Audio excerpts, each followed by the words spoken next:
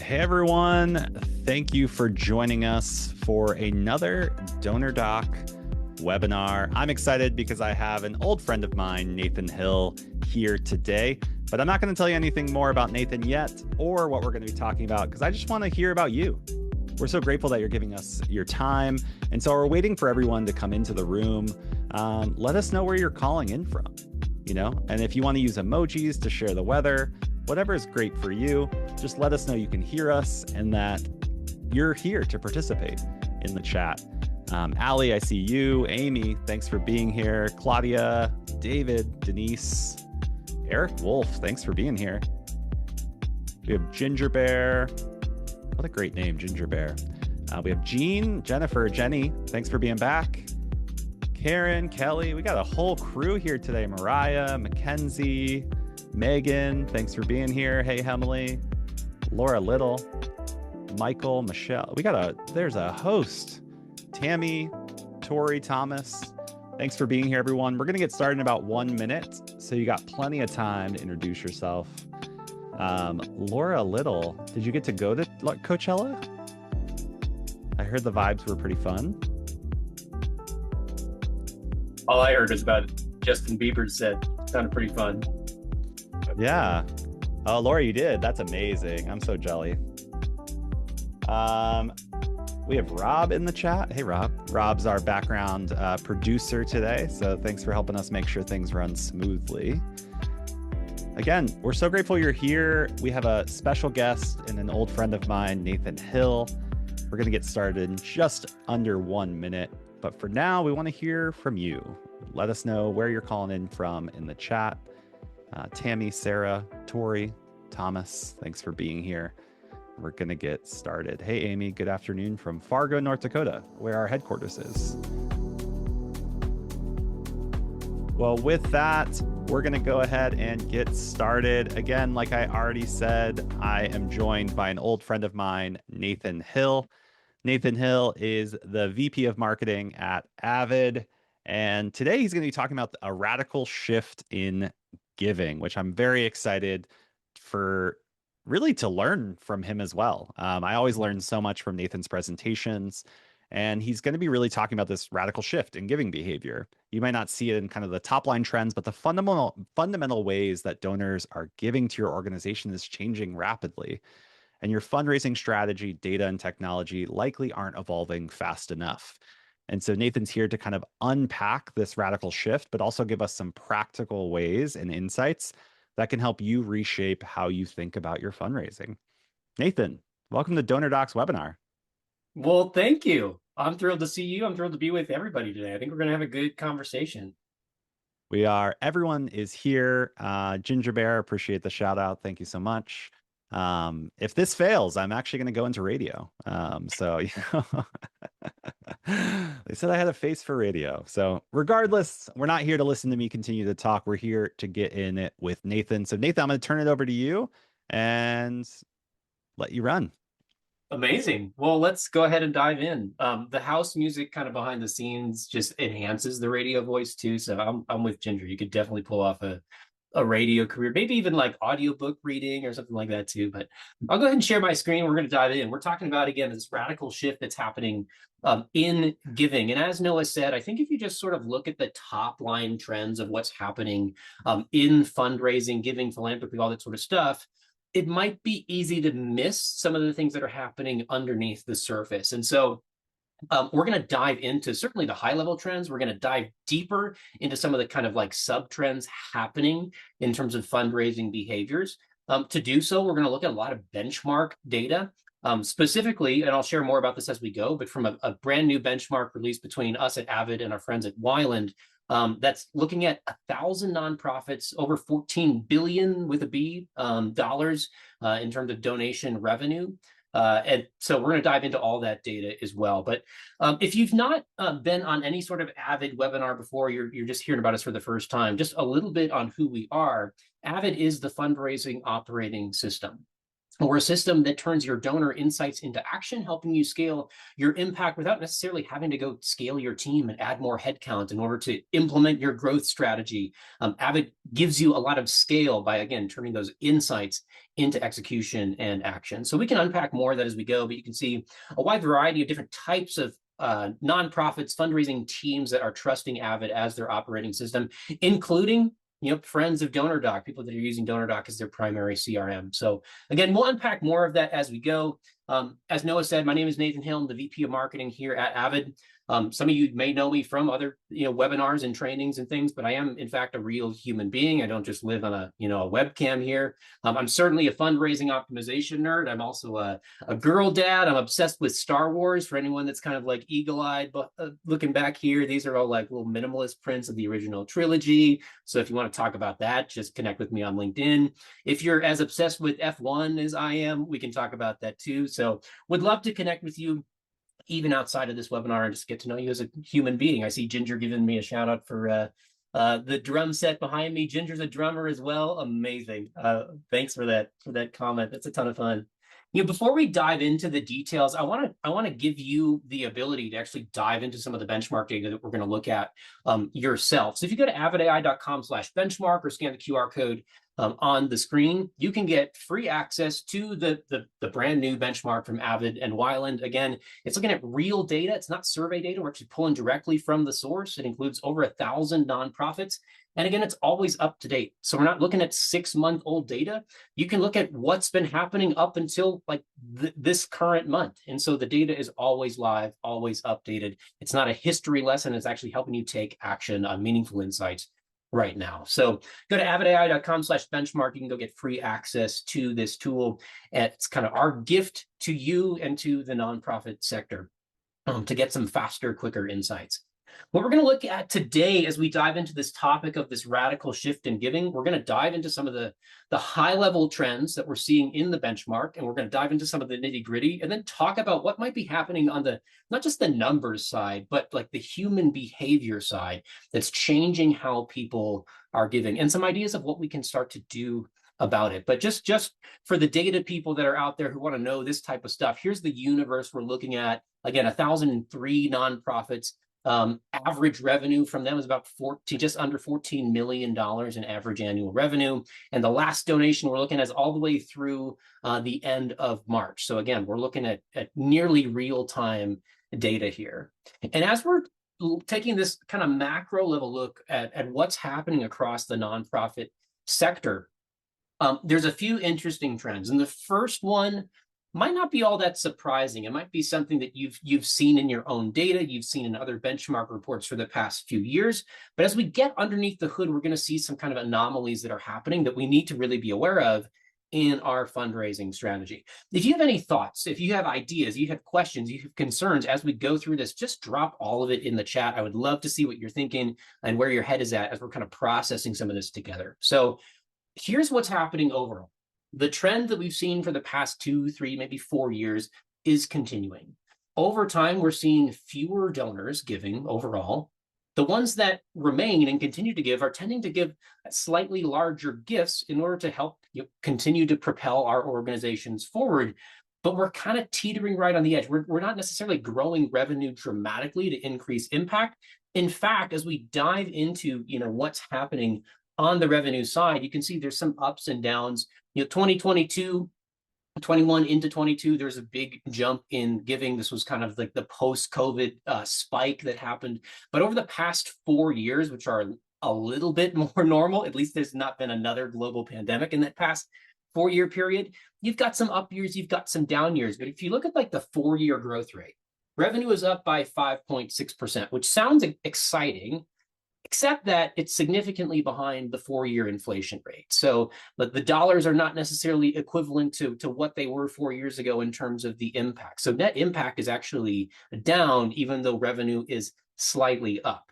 This is probably not surprising to you. This is happening across most verticals, most types of nonprofits, and regardless of size. So this is probably not a very surprising metric. And so again, the high-level trends that we're seeing are not all that surprising. But as we dig a little bit deeper, we're going to see some interesting things start to pop out that should start to give us some pause and maybe think about how do we start to shift our strategy in order to keep up. On the number of donors side, again, the continual trend remains that fewer people are giving larger gifts. You can see the trend. These are kind of compounding results. Yes, there was an increase back in 21 to 22, but then it's 3.4% decline in 23, and then another 4.5% decline in 24, and then another 3.3% decline, et cetera, et cetera. So even though the trend might look like it's starting to come back up, these are compounding negative results. We're seeing fewer and fewer donors every single year. And this is certainly a cause for concern. And as I'm looking at kind of the trends, I'm going to suggest to you that this trend isn't going to last forever, where we have these larger donors keeping us up. We're going to have to make a shift at some point, because at some point that bubble is kind of going to burst, or we're going to start to see more of a downward trend in revenue. And here's what I think is really interesting is that as we start to drill in, these numbers might look encouraging. We're looking at the percentage of our donors that are mid-level donors, the percentage that are majors, and these numbers are going up and to the right.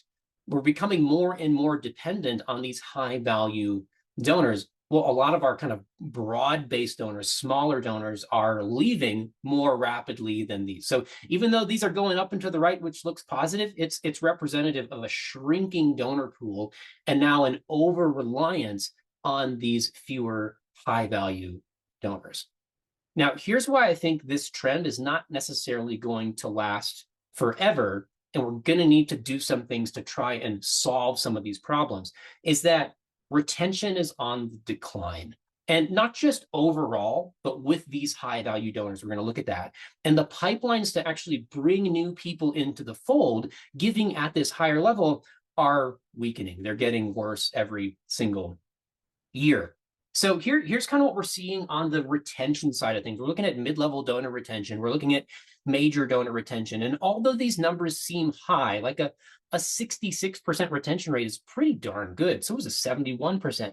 But you look at the year-over-year comparison, and it's getting worse every year.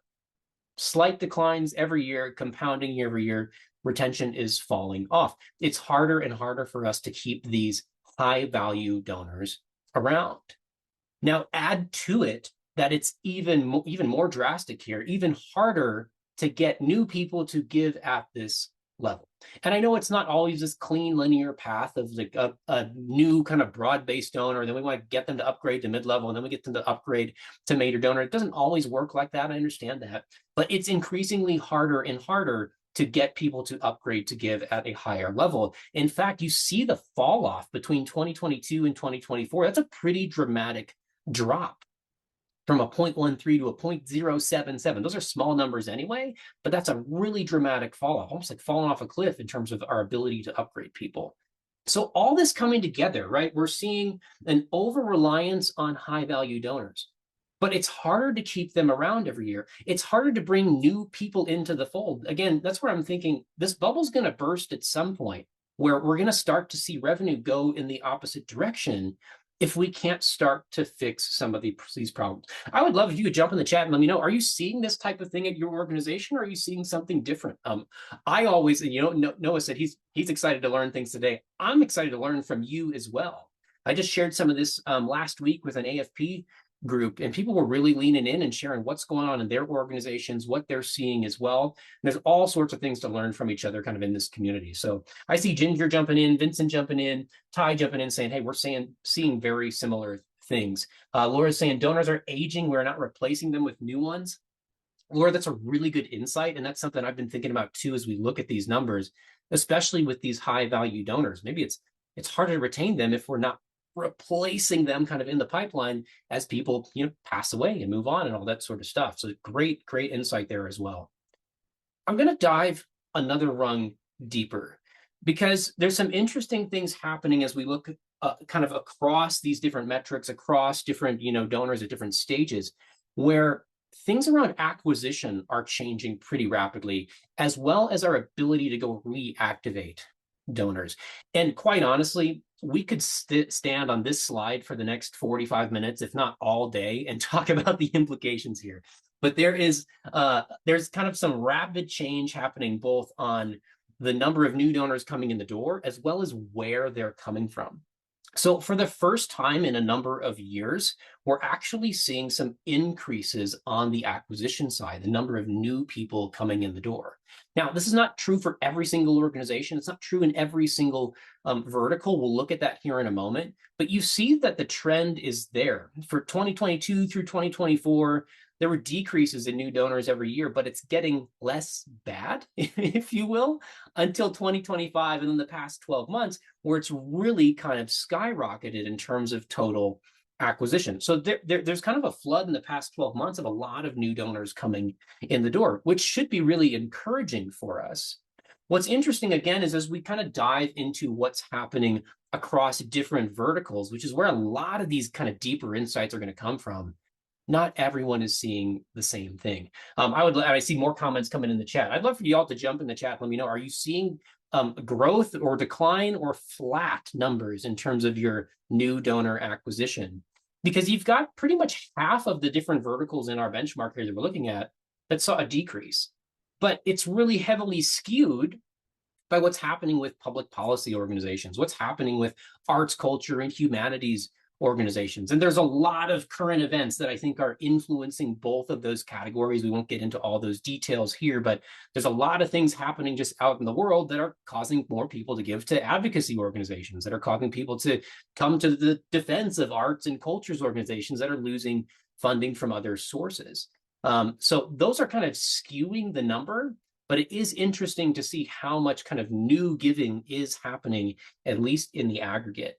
See lots of comments coming in. Let's see, Ginger saying, we live in a transient community. Many folks are new, have not heard of us, always presenting to new groups, but having a hard time getting them to donate. Ty saying half new, half flat for their environmental org. Thanks for sharing those kind of insights on your organizations here. So again, we're seeing not everyone is seeing the same types of results here in the overall kind of acquisition world. But I think what's fascinating and really good for us to spend some time on is where we're seeing new donors come in. Because this is, again, if there's one kind of massive shift in giving that we're going to focus on today that we should think about, it's what's happening here, which is where are these new donors coming from? Whether you saw a 50% increase in new donors, or maybe it was flat or even down, the source of where new donors are coming from is shifting really, really fast. We have seen, certainly over time, I think as a collective nonprofit sector, we're kind of watching slowly the pendulum swing in terms of our new donors coming in largely through direct mail and more traditional channels, or are they coming in through more online sources? And over the past 4 or 5 years, it's kind of been this slow uptick where more and more donors are coming in for their first time through an online channel. Now, that doesn't mean that offline doesn't matter. In fact, it might be more important than ever, but they're choosing to make the transaction online. And then in the past 12 months, you can see the pendulum has fully kind of flipped over, where 64, almost 65% of new donors are coming in through an online channel. And the reason I think this is so important for us to understand and to be aware of is not just to help us think about how do we go about acquiring new donors, but we need to really think through, if there's this radical of a shift happening in terms of where people prefer to transact and even make their very first gift, what are the implications that this has for how we follow up with them, how we onboard them and welcome them into our community, how we cultivate them and steward them and build relationships with them over time? How do we get them to go activate a second gift, or maybe upgrade and give at a recurring level or at a higher level than that? All these different things we've kind of built the systems and the engines and the processes to do with donors who come in through an offline channel.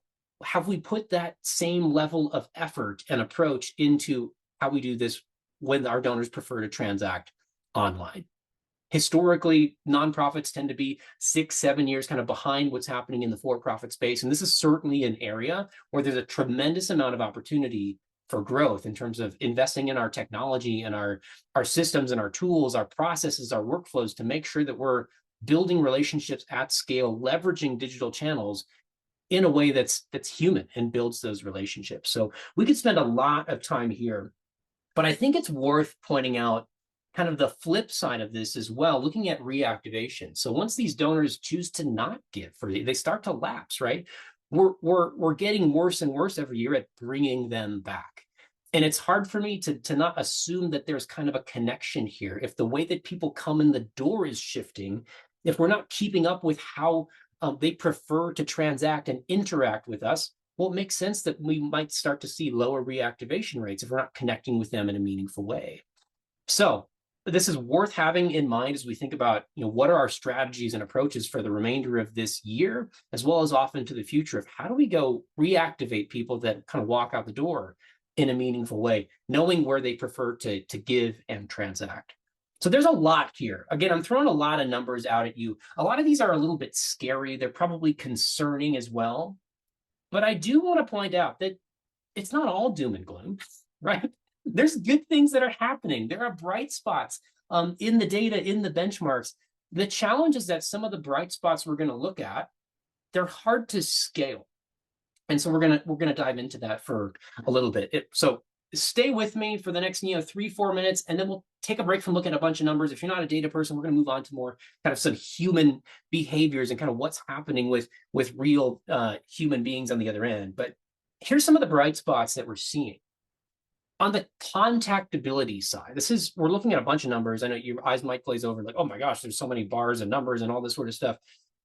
Here's what I want you to know from the data that we're seeing on this screen. What we're looking at is how able are we as an organization to go contact an individual donor? Do we have any ability to contact them? Do we just have their email, or maybe we just have their mailing address or a phone number, and then the combinations of those things?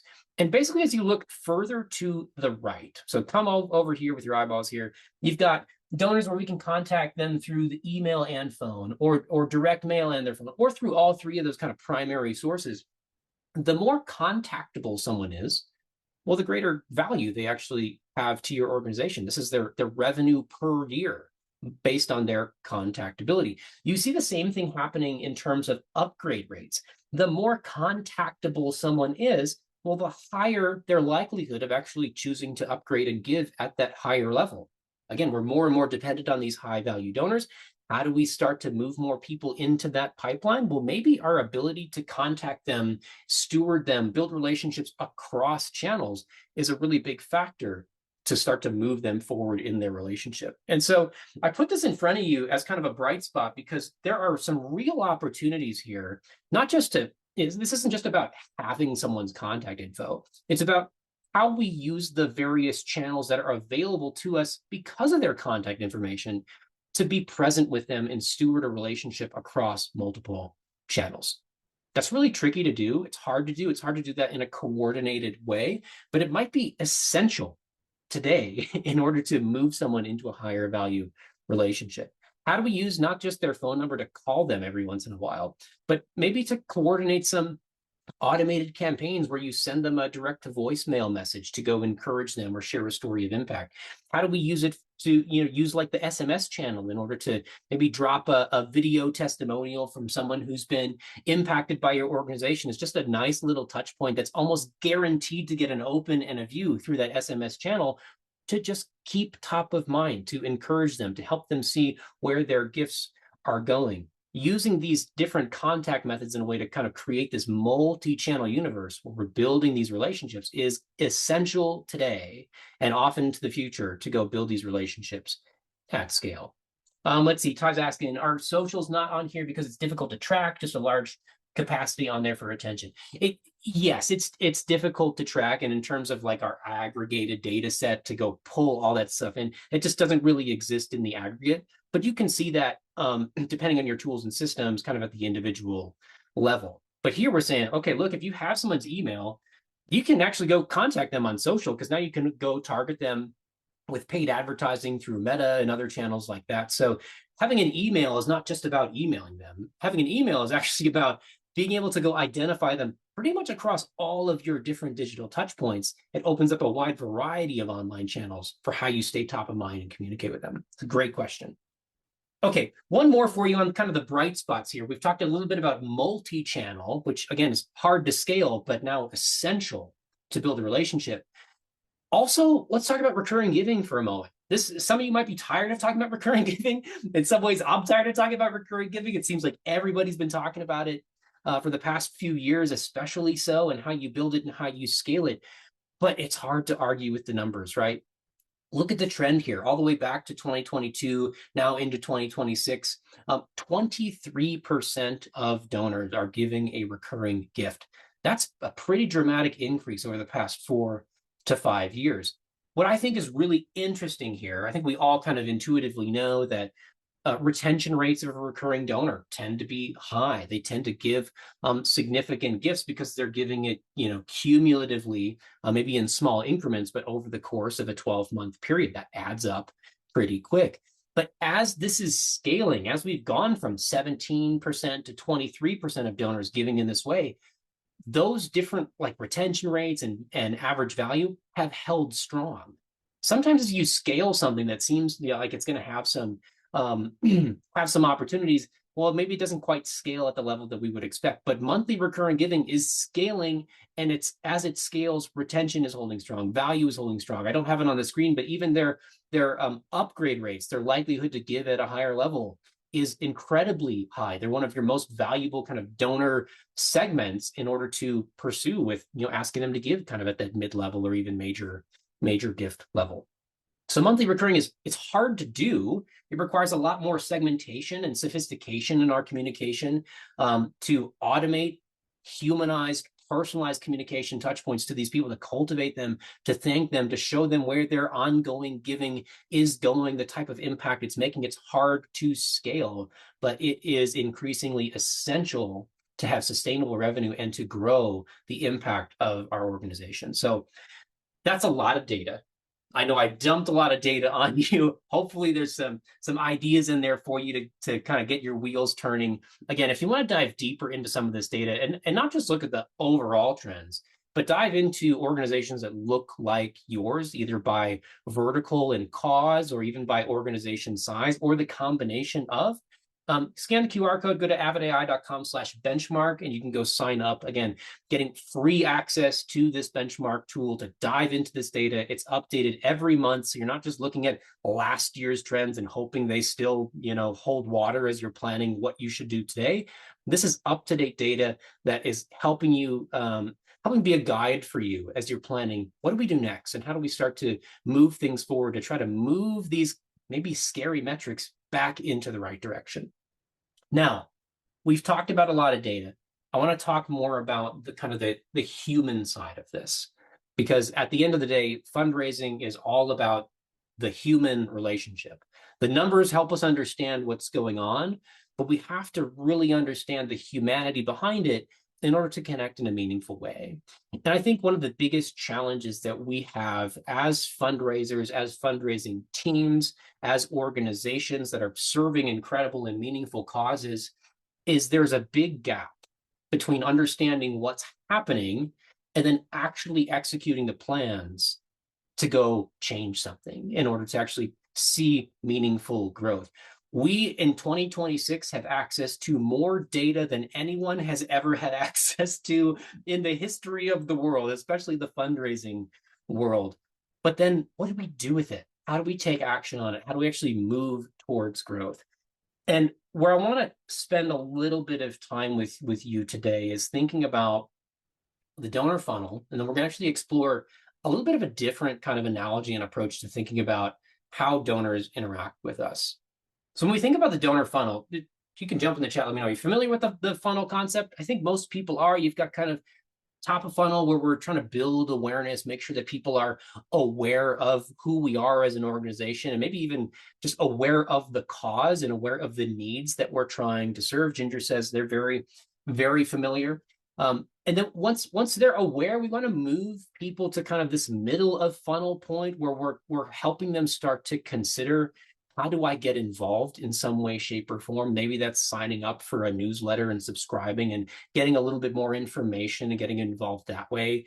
And then ultimately, we want to move people to the point of making a clear decision to take an action. In some cases, and that's donating, that's actually, taking out your credit card and making a gift and financially contributing to the cause. In other cases, that might be choosing to go, volunteer or different things like that, to go kind of invest and give back.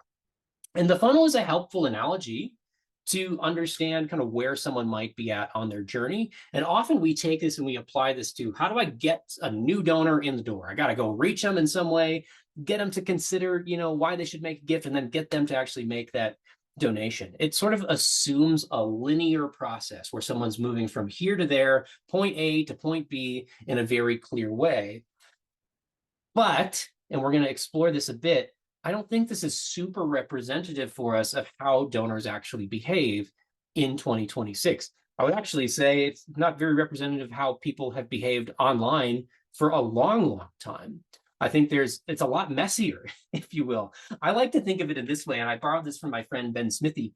And his kind of analogy, he looks at like the New York subway system, but I'm from Illinois. I went to school in Chicago, so I'm looking at the Chicago CTA system. We're looking at the L, and I think that giving behavior looks a lot more like this kind of a messy transit system than it does a clear funnel. Let me know if you've ever ridden the L before. If you're a Chicago Bulls fan, Chicago White Sox fan, that's my baseball team here.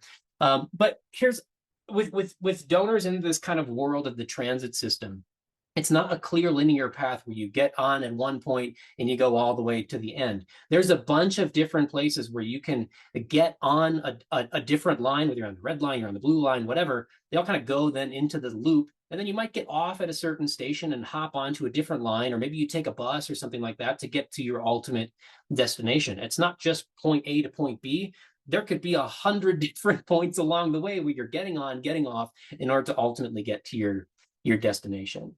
So I want to walk you through, it's a fictional story, one being sort of a funnel-based story of how someone can become a new donor, and then one being more of this kind of transit system story of how someone becomes a new donor. And then I want your thoughts. Which one do you think reflects reality a little bit more? So in order to help us with the story, this is my friend Sarah. She's not real. ChatGPT made her, a couple months ago as I was putting some of this together. So not real, but this is Sarah, and we'll get to know her a little bit. In kind of story one of how Sarah became a donor, let's explore sort of a funnel-based approach for how she might become a donor to your organization. So step one, let's imagine that Sarah is where most people are, which is she has never heard of you. She has never heard of your organization. Most people on planet Earth have not heard of your organization, so very, very representative of kind of the current status quo. Okay, she's not heard of you. And then she sees a Facebook ad. And it's about an ebook that you've put together kind of related to your cause, helping someone learn a little bit more about maybe the impact that you're making. Maybe it's relevant to their life, gives them some value. So they're kind of leaning in. They see this ad and they say, okay, this is interesting. I want to click and read a little bit more. And I go to a landing page where Sarah reads a little bit more about the ebook, and it's interesting. And she says, okay, I'm kind of interested in this. And she fills out a quick form, first name, last name, email address, in order to go download the ebook. And then from there, Sarah lands on a confirmation page where there is a direct donation ask right there on the page. It's kind of long form. It unpacks why Sarah should care more about the cause and where her dollars are going to go if she chooses to give. It makes a direct call to action to make a donation, has a form right there. She pulls out her credit card. She gives a gift right away. Done. How many of you feel like this is an accurate representation of how most people would become a donor, specifically online? You can jump in the chat and let me know. It's like thumbs up, thumbs down. Does this look like reality, or is this kind of far from it? Ginger says, I wish. And Ty says, nope. Melanie says, I suppose it's possible. Anything's possible, but is it sustainable? Is it scalable? Is it reality? Vincent says, I wish. Rachel says, I can't imagine that happening. Amy says, I don't think so. What's pretty interesting is that this is actually a fairly scalable way, as from the fundraiser point of view, this is actually a fairly scalable way to bring new donors in the door, creating some type of offer like an ebook, or maybe it's a video series, or it's I lost Rachel at ebook. Maybe it's an online course, maybe it's a petition or a survey, advertising something like that to a likely new donor, then kind of walking them through this funnel, if you will, you can spend some decent money through Meta and other advertising channels and see a pretty decent, a cost to acquire a new donor, giving at a significant level who might retain. This is actually a fairly scalable model that a lot of different organizations use, but I don't think it's fairly representative of all the different touch points that are really required for someone to actually make it through this type of a funnel and ultimately give. Here's what I think looks a little bit more like someone's actual reality. So go with me. Here's kind of story number 2 from Sarah. On day 1, Sarah is on LinkedIn. Jump in the chat if you're on LinkedIn. If you spend way too much time there, I probably do as well. Noah and I were just talking beforehand about LinkedIn approaches and how much time we wish we didn't have to spend there, right? But she's on LinkedIn. She's trying to get her daily, comments in and connect with somebody and all that sort of stuff. And while she's on there, she sees a petition. It's related to kind of global childhood education. It's from a nonprofit organization. Her friend Emily had actually shared it on LinkedIn. She had signed this petition too, so she shared it with her network. As Sarah's part of that, she sees it, she clicks on it, she signs it, she's on board, right? That's day 1, happened in the morning. Later that afternoon, Sarah is doom scrolling on Instagram and she sees a video ad. It's from your organization and it's about a child. We'll call her Amina. And Amina now is able to attend school thanks to donors. People like you and me who are donating. It's empowered her to be able to actually go attend school. She sees this video. It's really meaningful. She's kind of tearing up a little bit because it's moving her and all that sort of stuff. And she's so moved that she just continues to, keep scrolling. Because most people don't actually click through on an ad on Instagram and make a donation.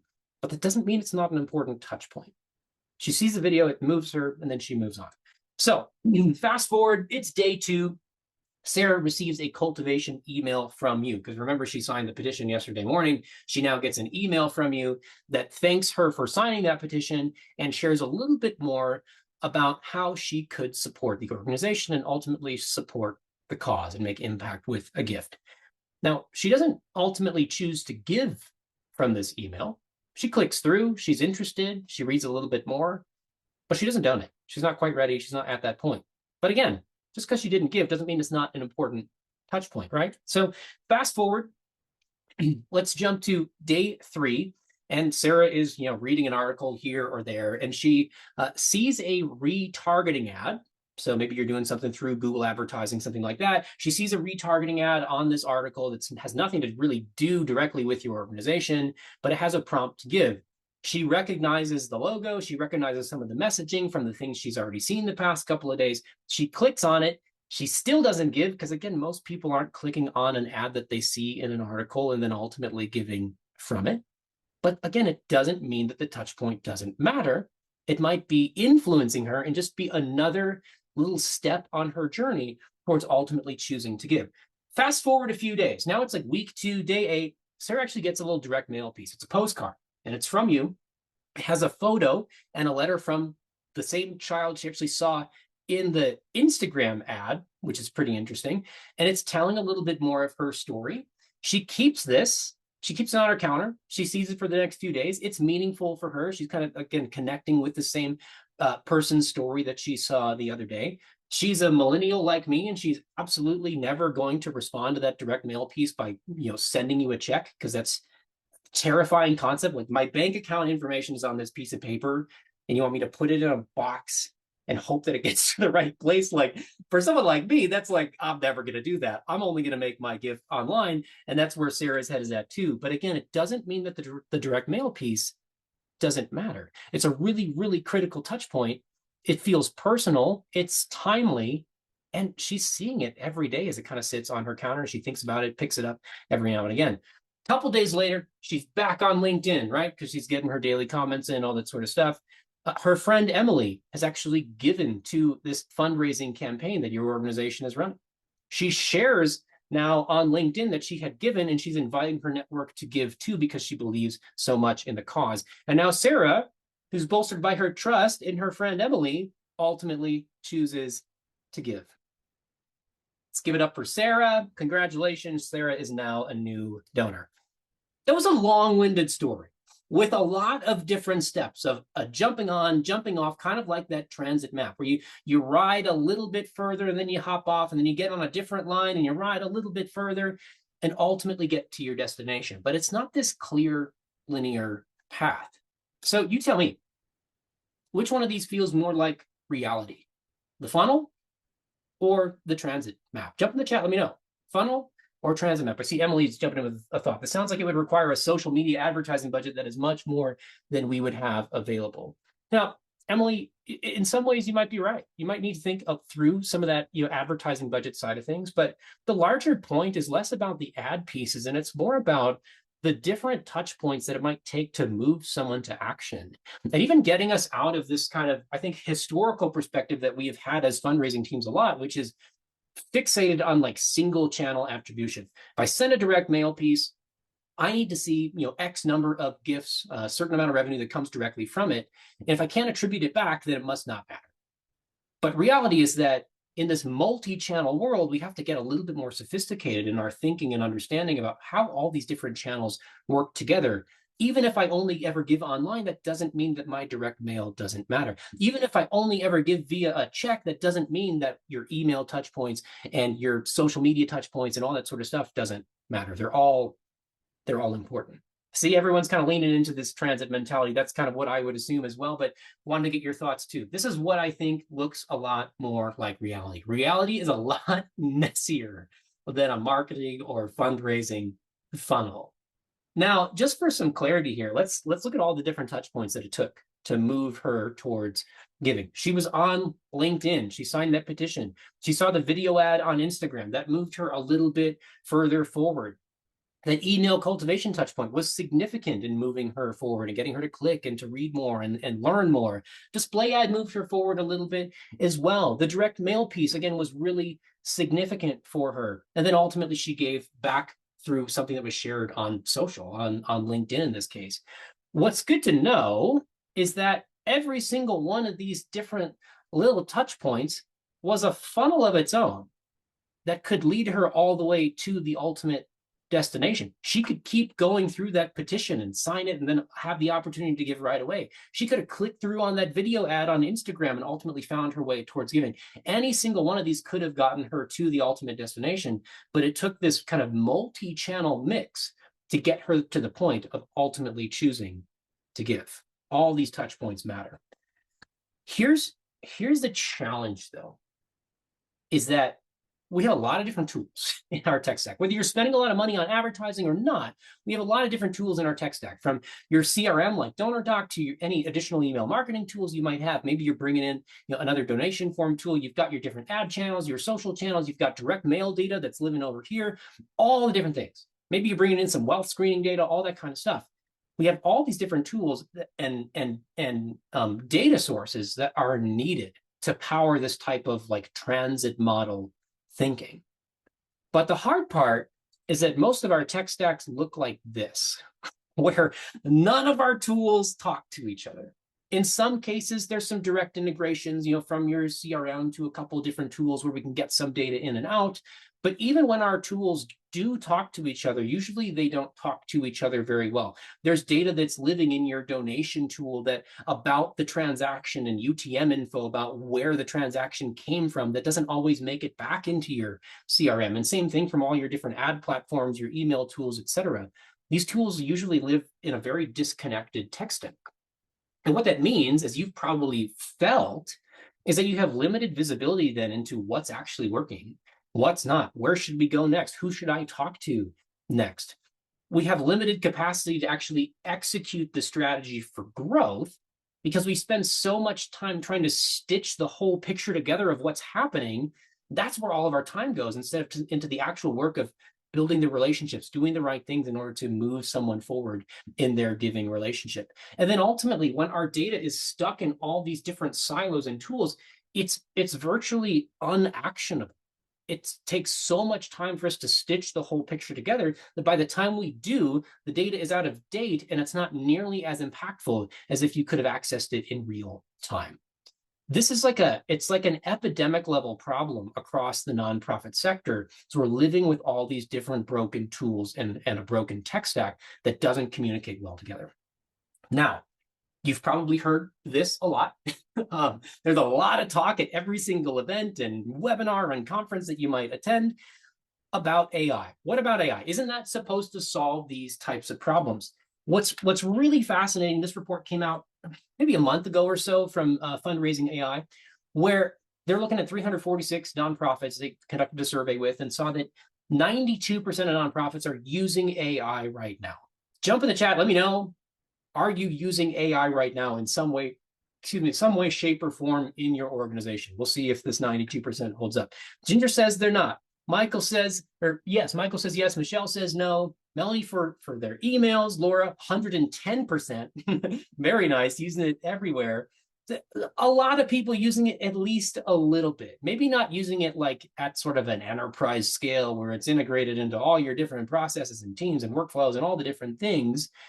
A lot of people are using it in some way, shape, or form. However, of the ones that are using it, if you go ask, is it actually doing something for you? Is it actually returning an ROI?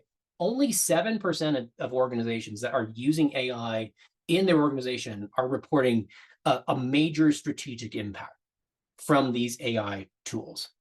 And I don't share this because I'm trying to discourage you from using AI tools, but I'm sharing this because I think it's good for us to have this kind of understanding. In a world where these AI tools are increasingly, just even built into all the different technology that we have, AI is never going to return the ROI that we want to see if our tools and our teams are disconnected.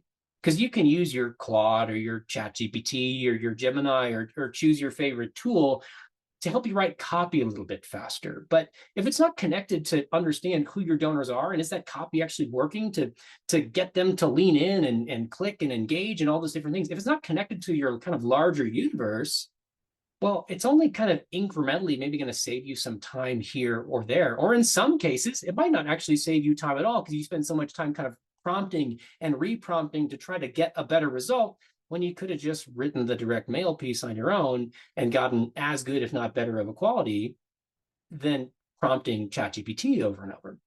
So it's not going to return the ROI we want if it's disconnected from our teams and our tools. But I want you to imagine a world where all these different tools could actually talk and are connected and your data is all living in one place. In this type of world, we then get real-time visibility into what's actually happening, what's working, what's not, which of these channels are actually influencing the outcome, even if they're not giving directly online, they're giving offline, but are these channels actually moving the needle in terms of getting someone to lean in? We get that real-time visibility in terms of what's working, what's not, who should we talk to next, where should we go next? We then have increased capacity for execution because we're not trying to connect all the pipes and stitch all the data together all the time.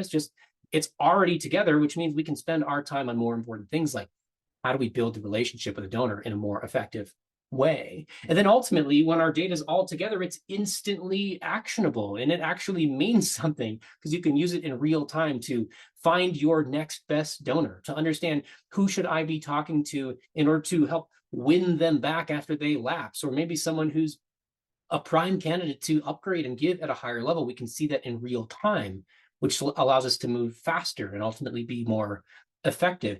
This is what's going to power this type of transit map model of how we engage with donors in an increasingly multi-channel world.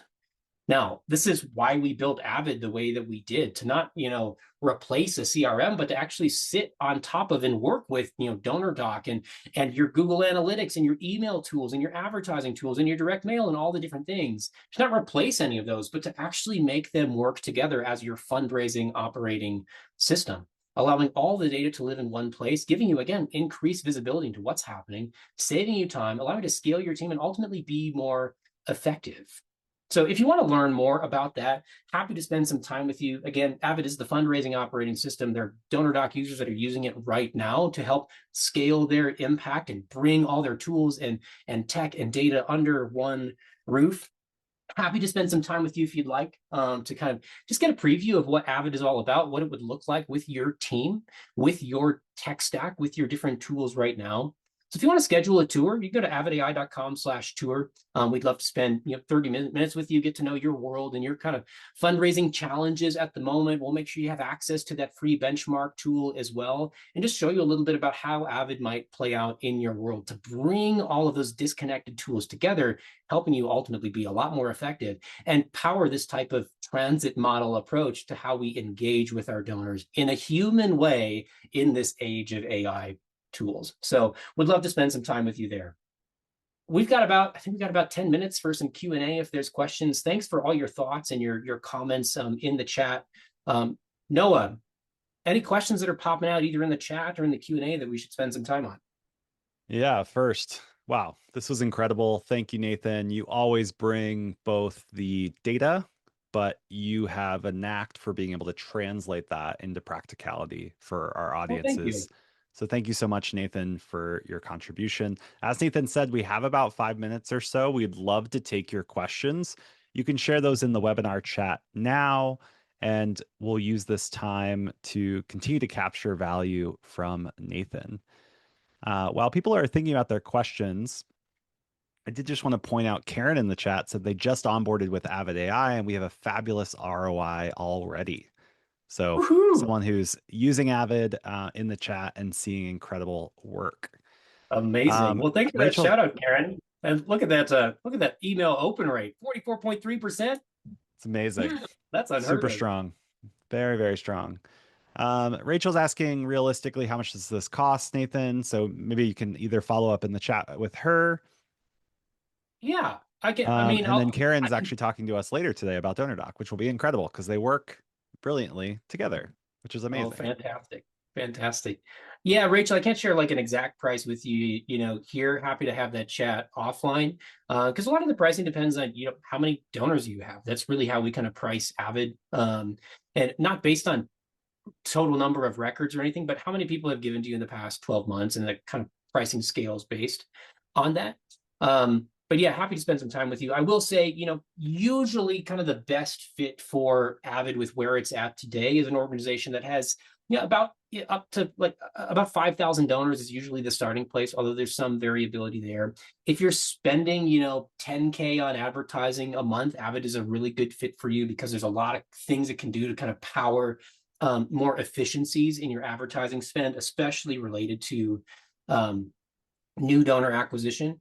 Or if you do, just broadly speaking, about 3 million in individual giving in a year, it can be a great fit for you as well, just based on how many records that kind of means. And it's really powerful when you have a lot of these different text tools kind of working together that you need to tie together. So anyway, if that sounds like you, Rachel, shoot me a note. We can spend some time talking, or go check out the tour. There's even an on-demand kind of video tour as well that would give you a little bit better sense too of what it might look like in your world. Awesome. Thanks, Nathan. There's a lot of individuals asking kind of for Avid. I don't know if you can link to that tour in the chat so people can explore that on Yeah, their own. I think that would be happy incredible. to. Happy to. I'll drop that link in now so you can check that out. Amazing. I see Ginger Ty, asking, thanks for the recommendation. Yeah. Ginger's asking, we're a smaller nonprofit. Would Avid still work for us? Possibly. I'd encourage you to go check out that link and send us a little more info, and then we can kind of determine if there's a good fit. Kind of there's certainly a longer term vision for how we simplify some of the things even inside of Avid to make it function for even a smaller organization as well. So even if it's not a fit now, we can still spend some time. You go check it out. It might be a fit, 6 months down the road, depending on where you're at as well. So I'd encourage you to check it out for sure. Absolutely. Well, additionally, some people are asking how Avid and DonorDock work together. We do have an overview of what that looks like, where basically Avid's able to pull in data from DonorDock so that it can provide the analysis for you using DonorDock's API. So it's a little bit more complex on how the integration works. So I shared that in the chat for customers that are curious.